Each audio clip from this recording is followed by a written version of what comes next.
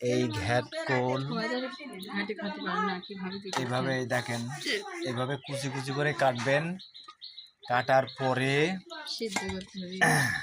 এই ঝাল দিবেন, মশলা দিবেন।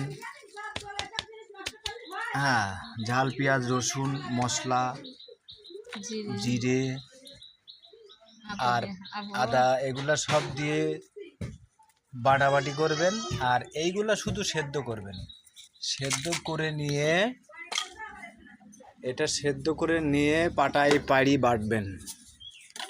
বাটার পরে তারপরে আপনারা ভর্তা করবেন। খুব কঠিন মজা লাগে, আপনারা না খাইলে বুঝবেন না।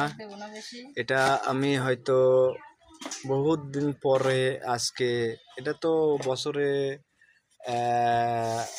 বেশি পাওয়া যায় না, খুব কম এটা। তো সে স্বাদ লাগে খাইতে। এটা আপনারা হচ্ছে এরপরের ভিডিও হবে রান্না।